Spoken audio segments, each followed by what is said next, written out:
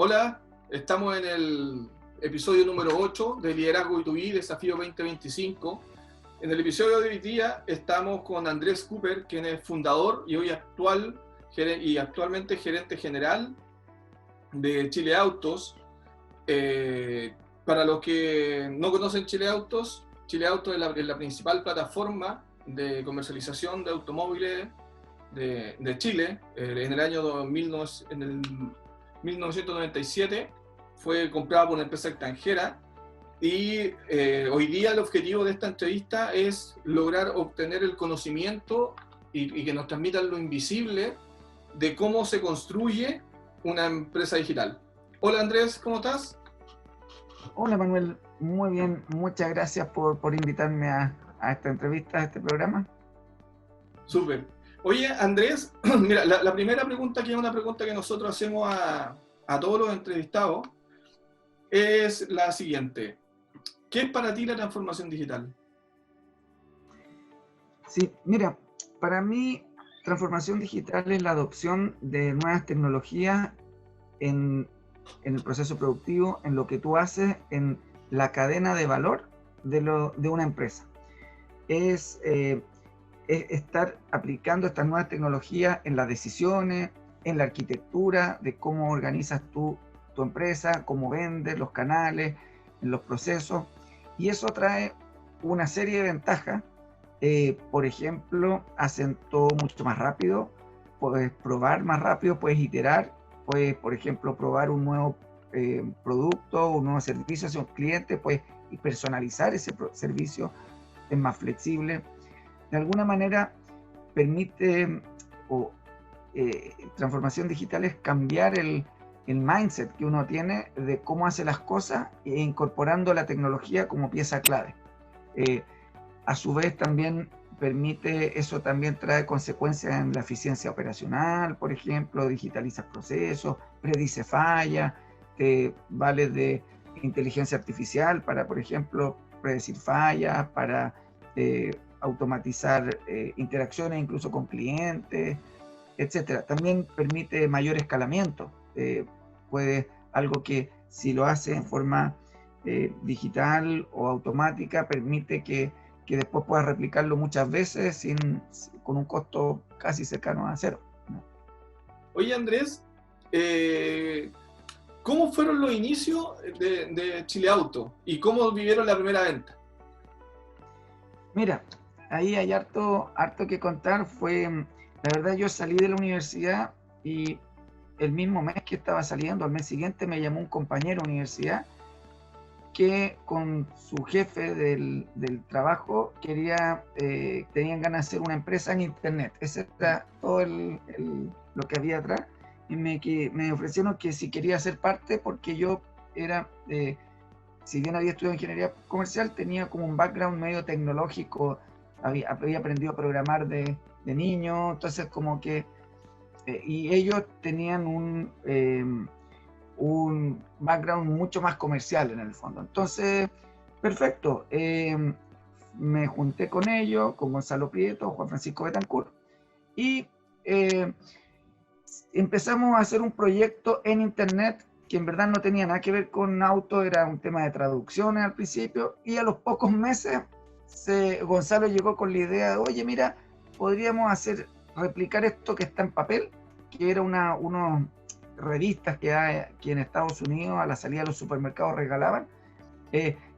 Me preguntaron, oye Andrés, ¿tú puedes hacer una página que tenga estos autos? Claro, en verdad eso no cuesta nada, pero no entendía mucho el modelo de negocio. Ninguno de los tres tenía claro el modelo de negocio. De hecho, no teníamos modelo de negocio, pero creíamos que si hacíamos algo útil, algo que la gente le interesara, podría en algún momento traducirse en dinero, traducirse en algo más. Pero en el fondo, en ese momento, la idea era hacer algo que le sirviera a la gente. Entonces, a la gente en este caso que estaba buscando auto, o que quería vender su auto. Entonces, perfecto, yo hice la página, empezamos y nuestra idea nunca fue ganar dinero, sobre todo en una primera etapa. Queríamos empezar hacer crecer el negocio. El énfasis estaba en hacerlo crecer más que en rentabilizarlo.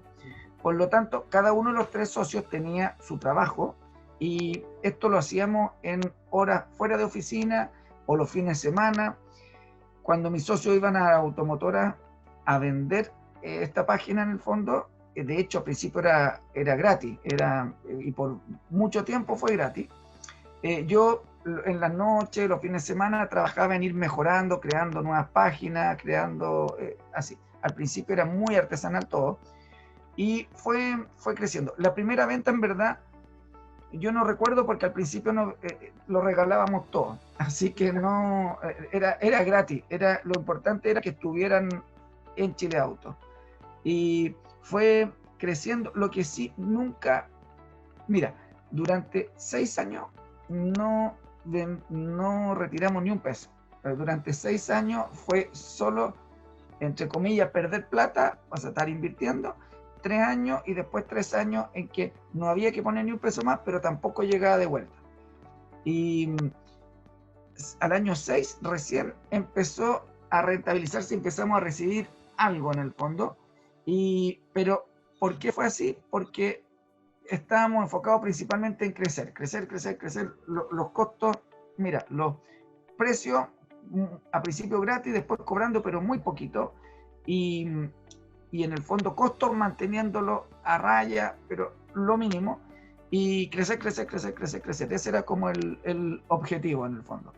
Y lo otro que fue muy interesante es que si bien no llegaban ingresos, lo que nunca dejó de crecer fueron las visitas. Las visitas siempre se iban duplicando un año a otro, bueno, al principio mucho más que duplicando, iban creciendo, pero una cosa impresionante. Y los avisos en el portal, el stock, el número de vehículos, también. En un principio teníamos, bueno, 0. Yo tuve que inventar algunos avisos para que mis socios fueran a la automotora a decirle que así se verían sus autos. Pero después llegamos, no sé, nuestro objetivo era tener 5.000 autos, que en ese tiempo era lo que más tenía el Mercurio, que era el medio que dominaba el mercado de los clasificados, tenían alrededor de 5.000, 6.000, entonces nuestro objetivo era ya poder llegar a eso. Después de eso no creíamos que pudiéramos tener más. Cuando llegamos a eso, ya el principal medio de clasificado ya tenía 10.000, así que tuvimos que apurarnos otro poco más, y cuando lo empatamos, pensamos que ya se había acabado. Y seguimos creciendo, y bueno, hasta hace poco teníamos 80.000 autos en el fondo, y claro, ahora con la pandemia esto ha bajado significativamente, pero en el fondo ya, en verdad, empezamos a hacer desde hace mucho tiempo atrás ya el principal sitio donde todo el mundo publica o busca precios de referencia, etc. Súper. Mira, Andrés, hay 2 cosas bien importantes que quiero destacar de lo que tú me cuentas, que tiene mucha relación con lo que hoy día las empresas industriales, que son a quien llega, ¿cierto?, Liderazgo B2B, Desafío 2025, y a los ejecutivos del mundo industrial que hoy en día están llegando al mundo digital y muy cercano a la academia o muy cercano a metodologías ágiles. Y cuando tú me cuentas cómo ustedes vivieron ese proceso, es cuando uno empieza a darse cuenta que en realidad las metodologías ágiles se fueron construyendo por los propios éxitos que habían en Internet, ¿cierto? Porque sí. Tú me mencionaste que cuando partieron, estaban viendo un tema de traducción que terminó siendo un tema de autos, ¿cierto? Y que hoy día hablan de pivotear, que si te das cuenta que tu negocio pivotee, ¿cierto? Y después enfocarte en crecer, como decías tú. Entonces, ¿cómo vivieron ustedes ese proceso de pivoteo que hoy día se llama, que es cuando, cómo fue esa conversación, digamos, cuando fue el momento de ya no somos un traductor, sino que podemos ser esto? ¿Cómo lo vivieron? Sí, yo creo que ahí el tema es tener la mentalidad, en el fondo, el mindset de ser flexible y ser ágil. Es llegar y decir, mira, la verdad, probemos.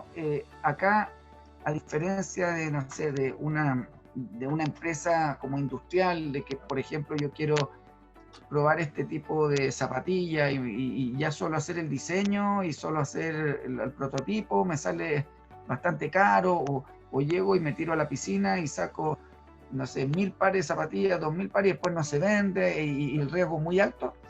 Aquí en verdad los riesgos son mínimos, es un poco de tiempo que uno dedica, sobre todo en ese tiempo, el 99, cuando partimos, es llegar y estar un rato de horas frente al computador, que para mí, por lo demás, era súper entretenido, siempre me ha gustado. Entonces, llegar y, oye, probemos con esto, veamos, sí, mira, esto está funcionando bien, no está funcionando bien. Íbamos midiendo inmediatamente.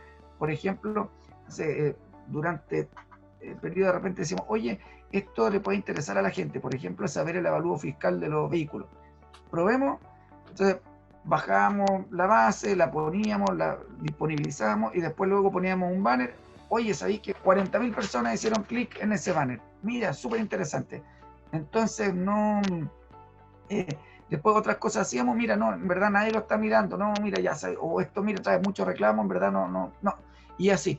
Entonces, el cambiar de un negocio a otro, en el fondo, un modelo de negocio a otro, en verdad fue algo bastante como que no fue muy complejo, porque todos teníamos en la mentalidad de que aquí hay que probar hasta que algo nos guste, funcione, nos deje tranquilo y después empezar a darle fuerte, ¿no? Ya. Mira, lo que tú decís es precisamente lo que nosotros conversamos y transmitimos a la empresa industrial o ejecutivo del mundo B2B, es que tienen que, de hecho la frase es la misma, probar y probar. Y que no hay que tener un apego, ¿cierto? No hay que tener un apego a la primera idea, y no solo un apego, digamos, hablando de un aspecto emocional, sino que muchas veces un apego de un punto de vista de que esto sí tiene que funcionar, y si no funciona lo que hacemos es un fracaso. Entonces, claro. Lo que tú nos cuentas es ¿sabes qué? Mira, lo que hay que hacer acá es probar, buscar alternativas, a ver qué funciona, y se va a ir construyendo un nuevo servicio. Entonces, lo encuentro súper relevante. Oye, en base a eso mismo, tengo una pregunta que, ¿en qué momento ustedes se dieron cuenta y dijeron, esto está funcionando, esto va a ser un éxito?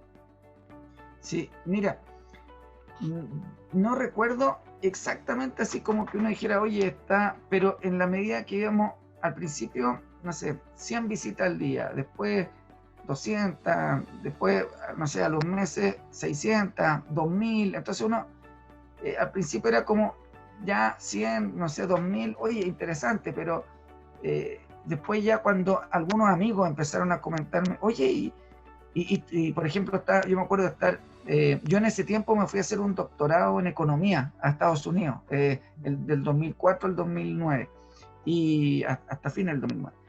Y resulta que llegué y, por ejemplo, vine para una Navidad, Año Nuevo, y el 2005, por ejemplo, y llego y un amigo me dice, oye, estaba buscando autos, ¿sabes que hay un sitio en internet, se llama Chile Auto? Entonces ya cuando empecé a ver que amigos míos estaban, que no tenían idea que yo estaba, en el fondo yo tampoco lo andaba contando por todos lados, qué sé yo, entonces el hecho de que de repente amigos me digan, oye, yo estoy usando este sitio, Chile Auto, me lo contaban como una papita, como mira, este sitio es súper bueno, como que ahí yo empecé a pensar, oye, ya, es muy interesante. Y después, el 2008, fuimos la quinta palabra más buscada en Google en Chile. Entonces ahí ya, en el fondo ya fue, claro, también ahí uno dije, ya, esta cuestión está pegando fuerte. Las primeras 4 tenían que ver con bonos. En ese tiempo se estaban dando bonos de invierno, bonos de marzo, etcétera. Entonces, en las primeras 4 tenían que ver con bonos y la quinta era Chile Auto. Entonces, mira, en verdad fue, y después en 2012 volvimos a estar dentro de las 10 más buscadas en Google. Entonces, la verdad que fue súper, ahí, yo el 2005 ya empecé como a sentir eso de que gente me hablaba, ahí fue como, y por esa fecha más o menos fue cuando también empezamos a tener los primeros retiros, súper chicos, pero algo caía, entonces ahí también ya empezó, bueno, esta cuestión no solo se sustenta, sino que algo deja ya interesante. Claro. Oye, en base a lo mismo, y lo que tú me contabas, que fueron trabajando para que esto creciera y se preocuparon de crecer, después fueron quinta palabra, o estar dentro de los primeros 5, después dentro de las primeras 10 de Google, que son todo muy buenas señales.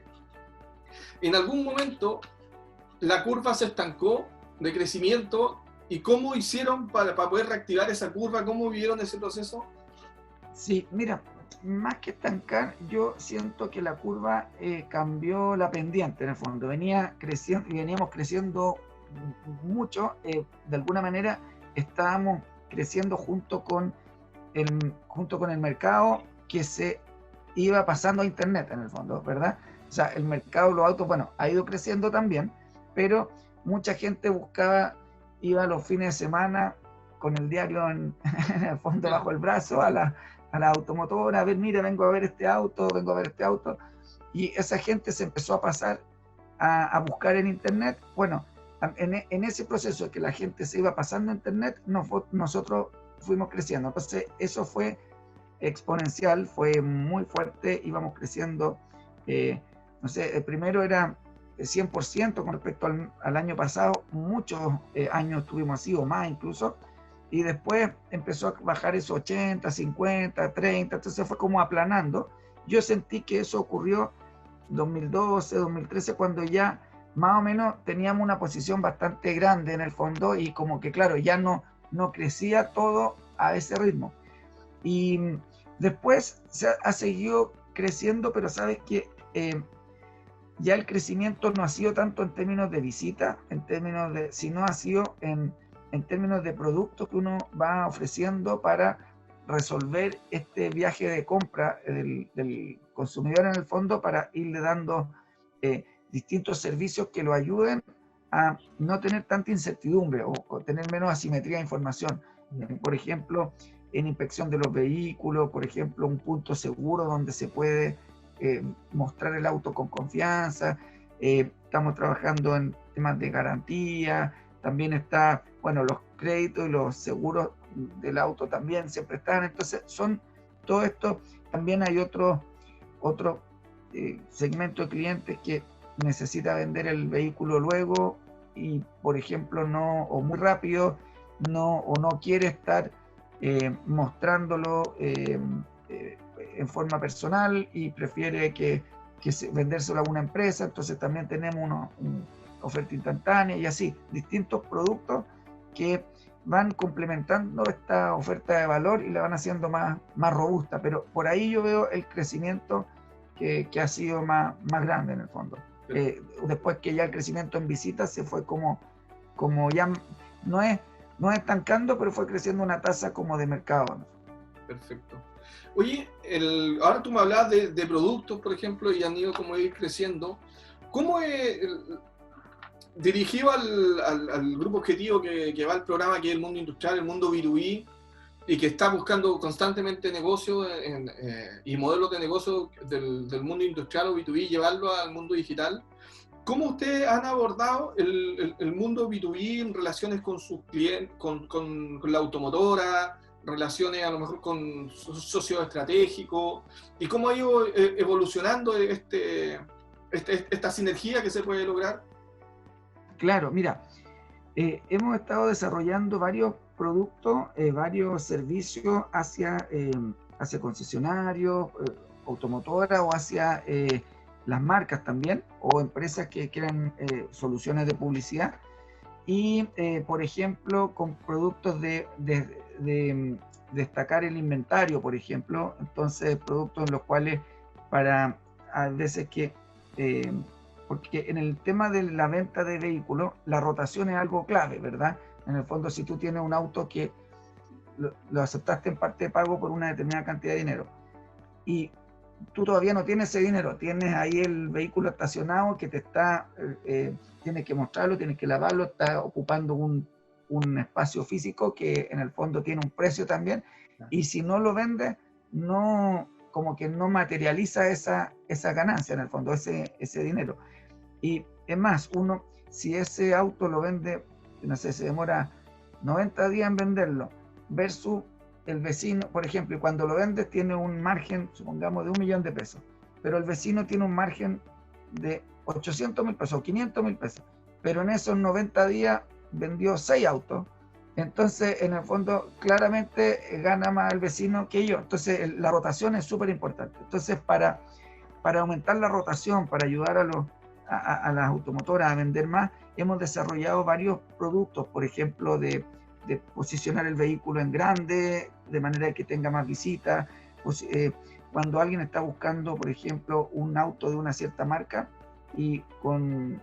o de una cierta carrocería, por ejemplo, entonces hay otro producto que entre medio de todos los resultados le muestra un vehículo que no saldría en esa búsqueda porque es, por ejemplo, de otra marca, pero tiene la misma carrocería y el precio, rango de precio es similar. Entonces se le dice, oye, ¿has considerado este otro vehículo? ¿O también te podría interesar este vehículo? Entonces eso hace que el consumidor o el usuario, en el fondo, mira, en verdad yo estaba sesgado con esta marca y aquí me puede salir esta otra. Y por lo tanto, y ese tipo de soluciones hemos ido desarrollando durante estos últimos años y que también van complementando esta oferta de valor hacia ellos. Y con las marcas, lo mismo. Hay, en el viaje de compra del consumidor, hay una etapa que es como de conciencia, en el fondo, de que si yo tengo que tener conciencia del producto que vende tu empresa, después tengo que considerarlo cuando ya estoy viendo cuál auto me voy a comprar, tengo que considerar tu producto, después hay una intención de compra y luego viene la compra. Entonces, y bueno, luego viene recomendación y lealtad. Pero tenemos productos para las marcas para aumentar esas distintas, para ayudar en esas distintas etapas del viaje. Entonces puede ser que, por ejemplo, yo tengo muy poca conciencia de tu marca, pero cuando tengo conciencia, en verdad, tengo harta consideración e intención de compra. Entonces me va bien una vez que yo sé que tú estás vendiendo. Entonces, quizás para una marca lo importante es aumentar la conciencia, pero para otra marca, en verdad, no es el tema de conciencia. Mucha gente conoce la marca, pero en verdad no la consideran al momento de elegir. Entonces hay otras herramientas que se muestran cuando uno está en la etapa de la consideración y así. Entonces hemos ido desarrollando este tipo de productos, más que nada ayudados por el conocimiento de nuestra casa matriz en Australia y que se enfocan netamente en los consumidores en las distintas etapas del viaje de compra. Perfecto. Oye, una pregunta que va más por el lado de la curiosidad. ¿Cuál es el auto, digamos, o el vehículo que más o la maquinaria más grande que se ha vendido a través de Chile Auto, o que tú sabes que se ha cerrado el negocio? Mira, hay hartos ejemplos, pero a mí uno de los que me llamó la atención que de vez en cuando uno ve son aviones, que de repente hay unas avionetas que están publicadas y uno ve y hemos llamado y se han vendido efectivamente. Llama la atención eso.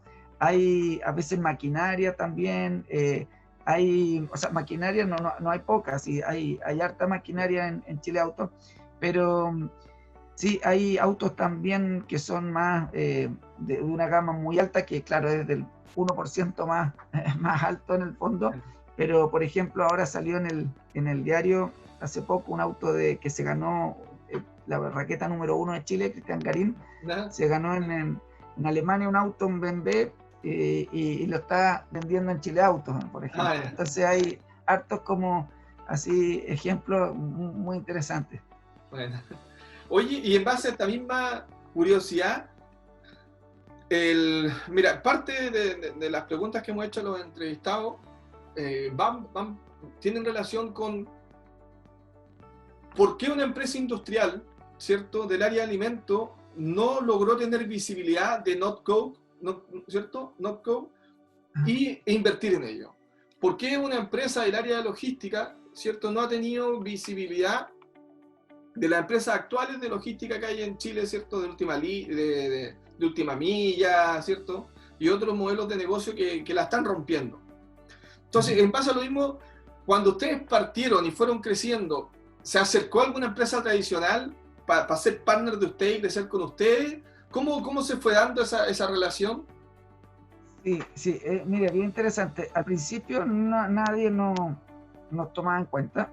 Sí, la verdad era como que entre que, entre que era muy, era súper chico el mercado, eran nacientes, la gente no se sabía. Mira, nosotros partimos en el 99 en julio y como a principios del 2000, por ejemplo, como en marzo, abril, por ahí, mira, como en el verano del 2000 llegó Autocompra, que era una empresa argentina que tapizó el metro con autocompra por todos lados. Y yo lo veía en la micro, lo veía en el metro, lo veía. Oye, la cosa es que era chuta. Yo dije, hasta aquí nomás llegamos, como que se nos acabó el negocio. Vamos a tener que pensar, volver a las traducciones. No sé. La cosa es que, mira, justo ahí en abril vino la crisis de las .com.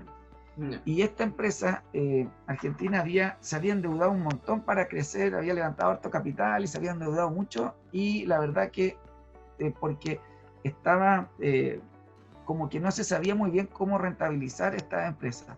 Entonces se creía que a través de los banners, se creía hartas cosas pero no se tenía mucho conciencia, y por lo tanto, claro, una empresa si tiene unos flujos a futuro, determinados flujos, se puede endeudar harto en relación a esos flujos, pero si después los flujos caen a un décimo o menos, entonces ya la deuda se los come en el fondo, solo el interés ya se los come. La cosa es que esta empresa desapareció, se fundió con otra que era mexicana y todavía existen, pero ya son más chiquitas.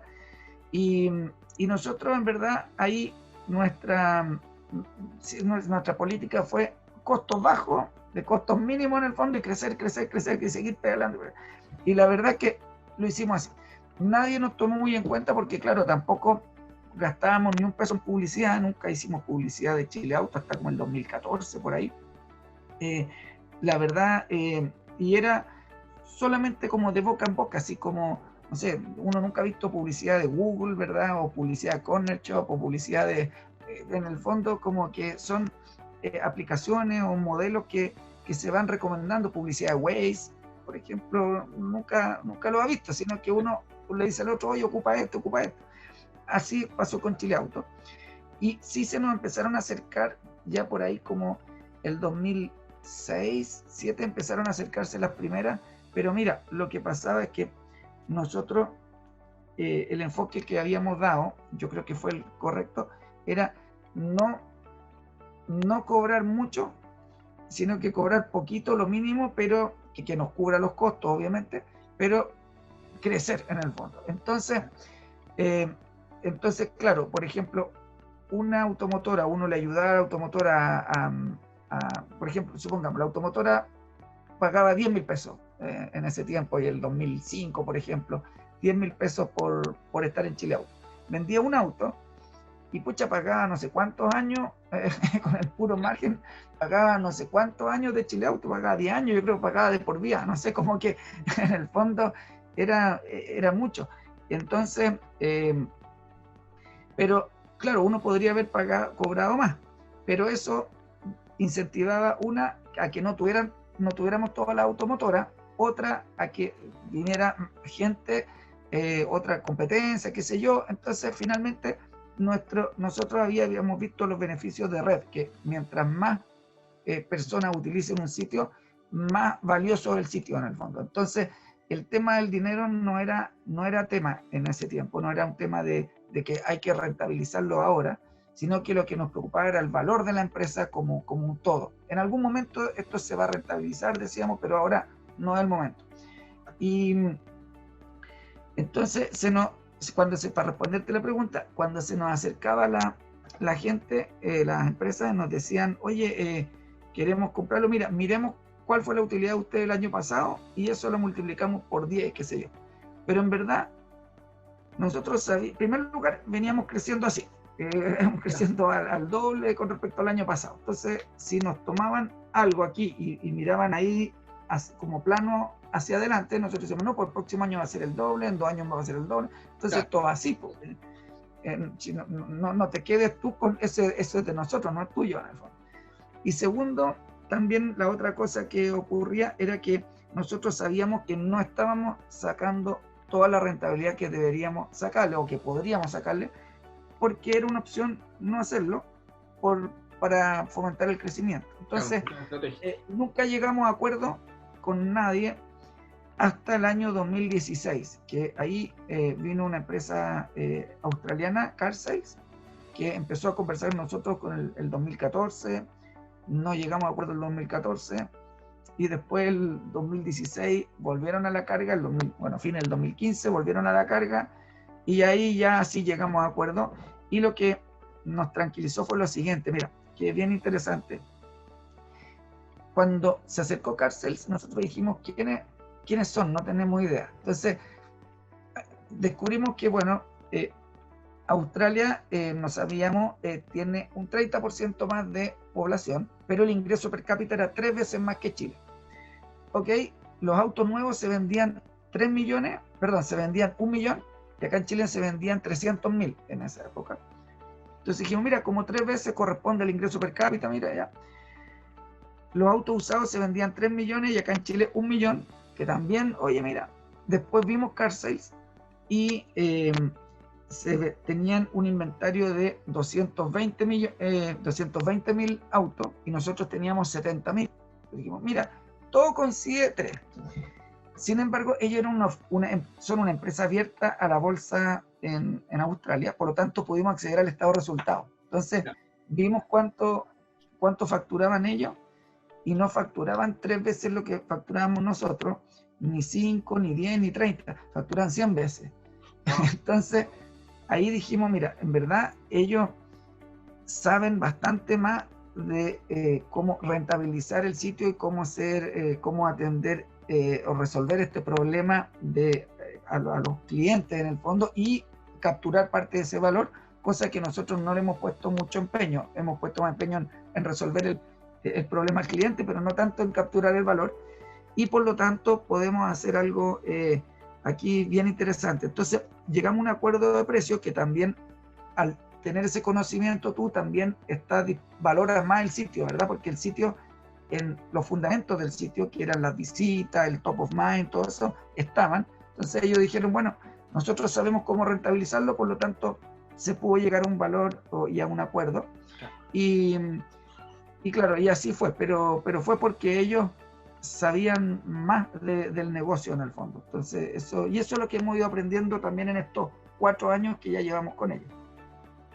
Súper. Oye, acá yo le hablo directamente a los ejecutivos del mundo industrial y B2B, tienen que estar alerta, tienen que estar buscando oportunidades como tú mismo dijiste, Corner Shop, Notco, ustedes como Chile Autos, porque podrían haber estado y ser socios de ustedes de alguna forma en el momento inicial, que es cuando hay más riesgo quizás, pero también después de haber disfrutado todos los beneficios que hay.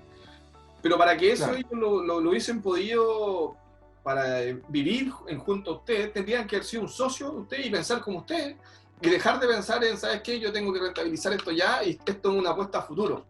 Entonces acá, ¿cierto? Tal cual. Entonces acá yo les digo acá a las empresas industriales que si quieren innovar, está el camino in-house, ¿cierto? Que es dentro de mi casa poder desarrollar tecnología, desarrollar innovación. También está el camino de ir afuera, ¿cierto? Afuera de mi empresa, buscar el talento que hay, las oportunidades que hay. Pero cuando busquen esas oportunidades, tienen que tener la flexibilidad suficiente para entender que están llegando a una nueva empresa, por pequeña que sea, ¿cierto? Quizás la empresa industrial que va a llegar tiene 1.000 trabajadores, pero se va a enfrentar a una startup que tiene 5 trabajadores, pero la cultura del startup es tan fuerte y tan valiosa como la cultura que tienen la de los 1.000, por lo tanto no pueden llegar a imponer su idea y tratar de cambiar su modelo de negocio, ¿cierto? Claro, entonces, claro. Ojo ahí, porque yo le digo, empresario, si quieres empezar a asociarte con startup, tienes que tener la flexibilidad para pensar con startup y conversar, impregnarte, y escucharte a ti es precisamente escuchar eso de las personas apropiadas que lo vivieron, ¿cierto? Sí. Oye, otra pregunta que yo tenía es que, ¿qué consejo le darías tú a una empresa, a un ejecutivo que está a cargo en este minuto de un proyecto de innovación, de implementar su e-commerce, ¿cierto? Hoy en día, con el tema de la pandemia, todos los ejecutivos están con el problema de alguna forma, de implementar un e-commerce o digitalizar un negocio. ¿Tú qué consejo le darías de lo que tú viviste? ¿En qué tiene que fijarse? Sí, sí, mira, yo creo que una de las cosas que nunca soltamos en el fondo y seguimos así, pero ahora ya con más tecnología detrás, es el tema del funcionamiento del sitio en el fondo. Eso, de partida, Chile Autos se caía, no sé, 2 minutos y mi socio me estaba llamando, Andrés, Chile Autos está abajo, es como que cerramos las puertas del mall, me decía.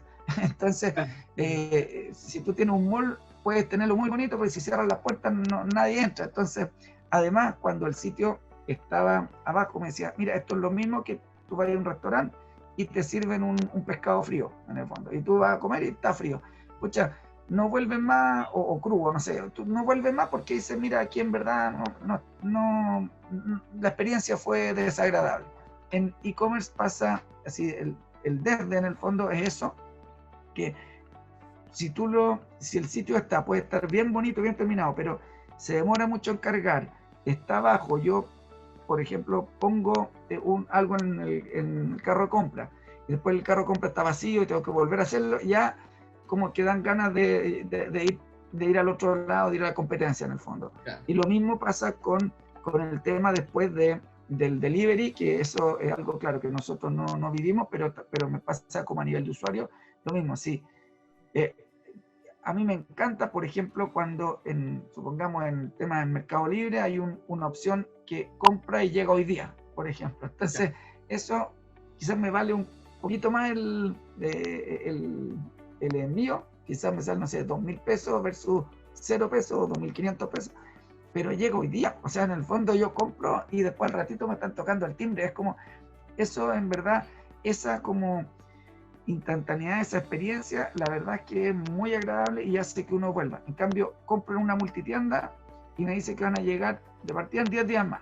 Espero los 10 días y no llegan y no me dan respuesta. Y me dice, y después como a la semana de ahí, me dicen, mira, tu pedido había un quiebre de stock que estamos viendo, tratando de conseguirlo. Entonces, ese tipo de experiencia cliente yo creo que es fundamental. Mientras uno mejor la resuelva, más lealtad crea en el fondo y también más de boca en boca. Entonces eso yo creo que eso es como las claves.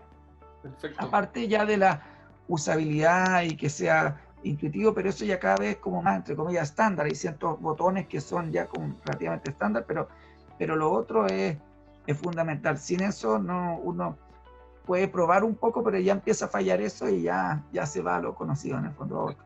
Claro. Oye, y dentro, otra pregunta que me nació ahora es, ¿cómo fueron construyendo el equipo de Chile Autos? Las personas que se iban integrando, partieron ustedes, ¿cierto? Partiste con tus socios, estabas tú, pero cuando fueron creciendo, ¿cómo fueron incorporando personas y creando su cultura de trabajo? ¿Y qué significa? ¿Cómo le transmitías tú a tu equipo lo que estabas creando? ¿No? Sí, mira, yo creo que ahí ha sido un cambio. Muchas veces hoy día, si Chile Autos partiera hoy día y no existiera esta como industria sería distinto. Capaz que levantáramos capital y diseñáramos en un organigrama la empresa y probablemente traeríamos a personas altamente calificadas, que sean pocas en el fondo, pero altamente calificadas y que tengan experiencia en el año 99 no había nadie en el fondo acá y por lo tanto y tampoco recibíamos ni un peso en el fondo, era todo gratis, entonces había que financiar todo a puro aporte de los socios nomás. Entonces en el fondo lo que hacíamos era por ejemplo, no sé, entre gente que eran parientes, por ejemplo, entre amigos, entre gente que de repente algunos estudiantes en prácticas nos ayudaban. Yo me acuerdo, por ejemplo, yo aprendí a programar, como te comentaba, de niño, y después las páginas web las aprendí con la empresa de traducciones. Ahí investigando, me compré una revista, después por aquí, por allá, y dije, mira, si yo sé programar y página web es un lenguaje de programación, yo tengo que poder hacerlo, es cosa de saber nomás, y, o sea, de ver cómo hay y empezar a probar. Bueno, cuando después ya llegamos y traíamos a alguien que me ayudara en la parte de programación, lo que hacíamos era, por ejemplo, venían algunos estudiantes en práctica. Entonces yo me acuerdo que yo les enseñaba, iban a estar ya 5 meses porque eran prácticas más largas, de colegio en general, quinto medio, ¿verdad? Esos colegios técnicos. Entonces, que traían todo el empeño, pero no sabían programar mucho. Entonces yo les enseñaba y entonces estaban programando. Pero ahí, gracias a eso, pudimos mantener la empresa, porque si no, no hubiéramos, no se podía, sino que, o sea, con 3 sueldos no podríamos tener mucha gente en el fondo, era distinto, y sin levantar capital y sin nada. Así fue creciendo, con gente en el fondo que dio mucho por Chile Autos, que se la jugó entera, pero no eran gente que fuera un experto en cada puesto de trabajo en el fondo. Y con el paso del tiempo, cuando la empresa va creciendo, tiene que irse profesionalizando y va trayendo gente que tiene más competencias para cada cargo, y etcétera. Pero yo creo que fue un crecimiento distinto a lo que yo veo ahora en las startups, que en general parten con profesionales ya como bastante específicos para cada una de las áreas. Perfecto. Oye, ¿y hoy en día cómo es tu equipo de trabajo, Andrés? Sí, mira, hoy en día somos, a ver, en Chile Auto propiamente tal, somos 35 personas, un equipo bastante reducido para lo grande que somos, pero tenemos externalizado en nuestra casa matriz todo el tema tecnológico, y ahí tenemos un hub de tecnología en Chile que presta servicio a los otros empresas del grupo, que son de Latinoamérica, en Argentina, en México, y incluso presta servicio al mismo Cárcel, a la casa matriz, que son 25 personas de tecnología. Y claro, y el equipo, bueno, como te decía, ya hemos pasado un proceso de profesionalización, donde cada persona tiene estudio y experiencia en otras empresas en ese mismo cargo, por lo tanto ya el conocimiento que hay en el equipo ya cada vez más grande, ¿no? Ustedes en Chile Auto ya tienen varios años, ¿cierto? Son uno de los pioneros del mundo digital y han vivido, yo creo que, distintas crisis, ¿cierto? Yo creo que al menos unas 3 crisis globales pueden haber vivido en este tiempo. ¿Cómo han afrontado esas crisis? ¿Y cómo han afrontado esta última crisis que, digamos, que tenemos hoy día global, que es la pandemia? Sí, mira, en las crisis en general que hemos pasado, partiendo de la .com, que cuando nacimos, y después subprime y otras crisis después del 2015, en verdad, mira, siempre Chile Auto, como partimos muy con los costos muy controlados, en el fondo era súper austero todo, en el fondo era una oficina chiquitita, todo. De hecho al principio no teníamos ni oficina. Ahora uno puede pensar más fácil no tener oficina, en ese tiempo no, como que yo veía otras empresas que tenían unas oficinas, unos tremendos pisos en comunas así súper caras, y nosotros en verdad una oficina chiquitita en el centro de Santiago, y ahí estábamos todos, y así. Y no, por lo mismo, cuando empezó a ser rentable, nunca los costos siempre los mantuvimos muy bajos. Entonces siempre había como una especie de colchón, por lo tanto, si las ventas disminuían o la publicidad disminuía, nunca nos afectó la viabilidad de la empresa, porque no estábamos gastando todo lo que ingresaba en el fondo. Entonces el margen era bien grande. Entonces teníamos, y eso que no rentabilizábamos, no poníamos el esfuerzo en rentabilizar la empresa, pero igual el margen era grande. Eso pasa mucho con las empresas en internet, porque en el fondo el costo marginal que llega un cliente nuevo es cero prácticamente. Entonces En el fondo, una vez que uno tiene alcanza el equilibrio, todo lo que crece entra directo como a utilidad. Ahora, entonces nunca nos afectó tanto las crisis porque, claro, la utilidad era un poco menor, pero seguíamos avanzando y seguíamos creciendo. Y lo que nos enfocábamos más era en general esas crisis les pegan a las empresas o que son más chicas o que están más con el agua un poco más al cuello. Entonces, esas empresas como que se iban muriendo y nos llegaba todo el tráfico de esa empresa a nosotros. Después empezaba después otra crisis, se morían y nos llegaba así. Y después, con la última crisis de la pandemia ha ocurrido algo parecido. La verdad que nos hemos ajustado bastante en términos de costo, también reduciendo distintas partes por donde hemos podido. Y mira, no hemos tenido resultados bastante buenos.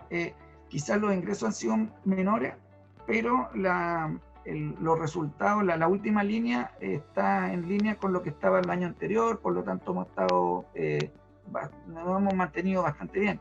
Y ahora, la verdad que este último mes ha sido increíble en términos de visitas, de cotizaciones. Estamos teniendo 50-60% más de visitas que un mes normal, ni siquiera que los meses anteriores, sino que hemos tenido como el doble que los meses anteriores, y como 50-60% un mes normal. En verdad ha sido súper. Eso tiene que ver con que la reapertura progresiva de las distintas comunas, ¿verdad?, de las cuarentenas, tiene que ver con el 10%, tiene que ver con varios de estos fenómenos, en la reducción de la incertidumbre, que ya por lo menos se ve luz al final del túnel, entonces como que ya se está reactivando. Muchas personas que pensaban que quizás, como había incertidumbre, que quizás, no sé, ¿cuándo se va a terminar la cuarentena? Quizás mi empresa quiebre y yo pierda mi empleo, o quizás a mí me echen porque hay que hacer reducción de personal. Entonces no voy a cambiar el auto o no me voy a endeudar para cambiar el auto. Pero ahora que ya esto se está viendo mejor, entonces puedo tomar un crédito porque ya total, se ve que voy a tener trabajo en el próximo 2 años, no sé, el próximo año. Entonces, eso yo creo que es lo que está influyendo, pero la verdad que fines de julio y agosto ha sido súper bueno.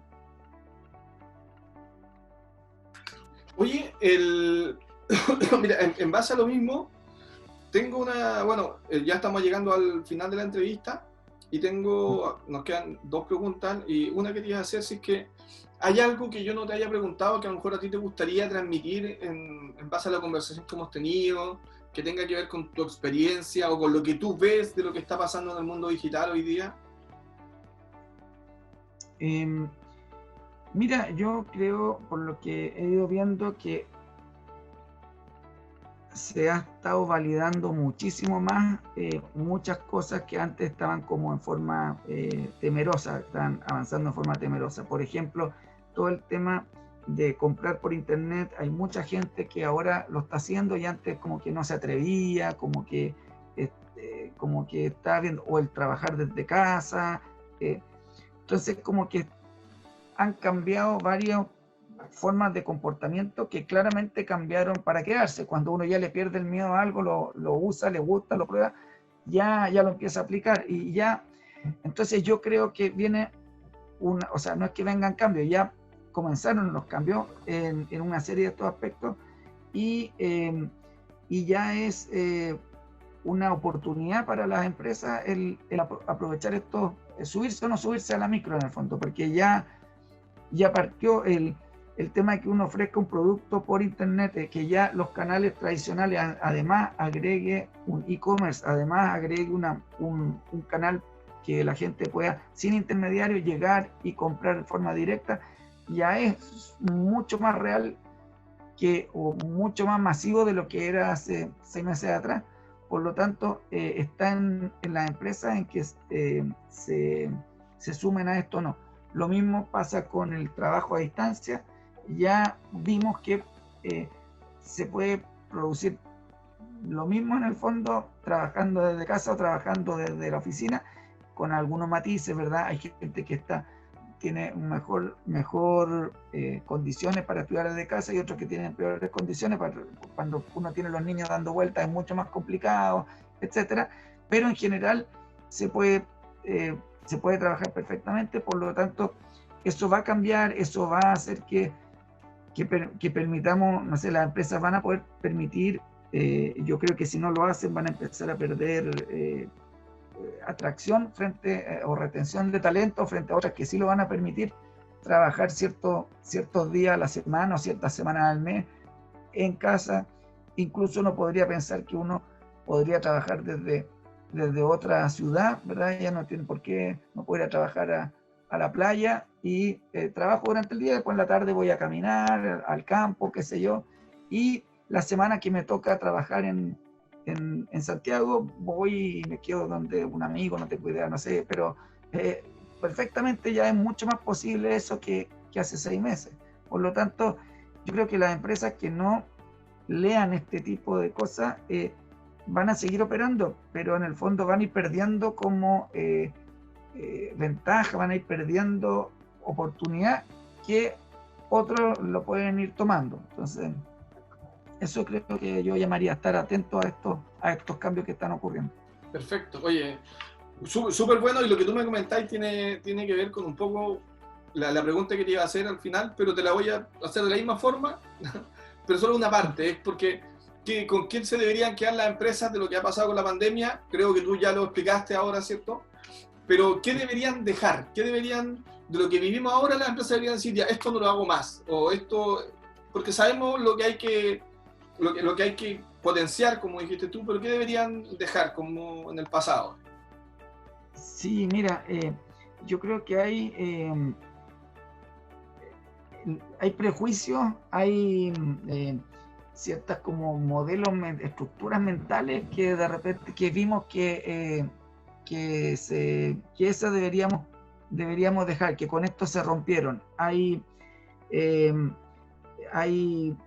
como, no sé, es como a mí me ha pasado que el ver a compañeros de oficina, a ver otros gerentes de otras empresas en la casa, es como tan distinto. Uno siempre tiene como una imagen de que estas personas son casi como inmaculadas, como que verdad, y aquí es como verlo en el día a día, es como, pero no por eso se trabaja ni mejor ni peor, es como una persona más, es un rol que uno ocupa finalmente en una empresa, pero uno es un humano igual que todo en el fondo, ¿verdad? Que uno toma un rol en una empresa y desempeña su rol.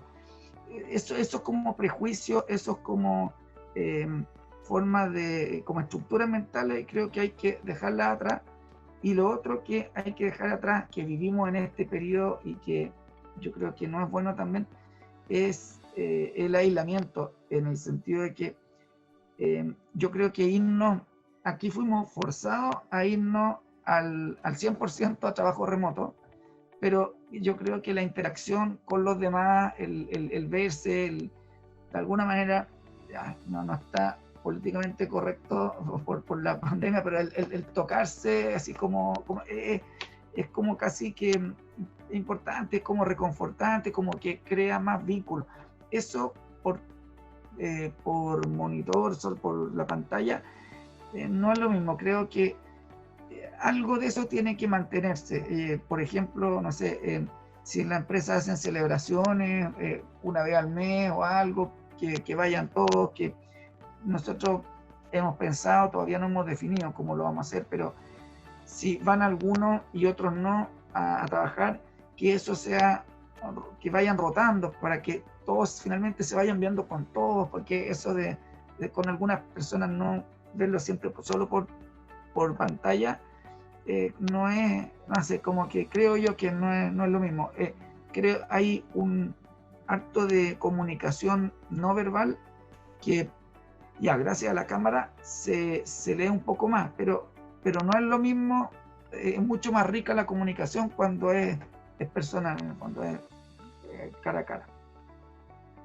Súper, oye, gracias Andrés. Lo último que tú me decís de verdad me hace mucho sentido. Además, agradezco que esa perspectiva que tú le das de las cosas que se deberían dejar, digamos, creo que va a ser de mucho valor también. Y sobre todo agradezco, y creo que acá tienen que poner atención todos los que están escuchando, cosas como el pivotear, que dejemos de pensarlo como un algo académico y anclémonos en la experiencia que tuvieron ustedes real, de que partieron como una página para traducir y terminaron una página de auto, ¿cierto? Que tiene un tremendo éxito, que hoy en día está en Sudamérica y que además son parte de la empresa más importante, digamos, de su rubro. Y eso lo lograron porque fueron flexibles, porque pudieron pivotear. Por otro lado, también les dejo la tarea a las empresas industriales y a los ejecutivos que salgan a la calle, que salgan de su zona de confort, que busquen a los Andrés Cooper que están afuera, que busquen esos proyectos, digamos, que pueden ser un tremendo éxito, pero que no lo están sabiendo ubicar. Y por otro lado, que cuando lo encuentren, respeten su cultura, para que puedan llegar a acuerdos y transformar esto en una sinergia, digamos, entre las startups de hoy día, los emprendedores de ayer, ¿cierto? Y a la altura, o sea, y cuando hablamos de Chile Auto, ni siquiera hablamos de cierto, los emprendedores, sino que había detrás de eso pioneros en el mundo digital, ¿cierto? Donde además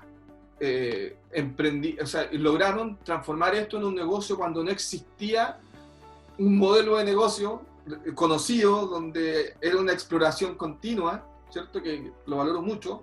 Y lo otro que también quiero que los ejecutivos, ¿cierto?, que estén viendo esto, y los emprendedores que están dentro de las empresas industriales, se queden con lo que tú dijiste, que era crecer, crecer y crecer. Así que sí. Muchas gracias, Andrés, por todo lo que tú comentaste. Esperemos un poco de tiempo y nos tomamos un café después y conversamos más cercano, ¿cierto? Para vivir lo que tú dijiste, que un poco ya estamos perdiendo. Y muchas gracias por tu tiempo. Perfecto. No, muchas gracias a ti, Manuel, por haberme invitado. Okay.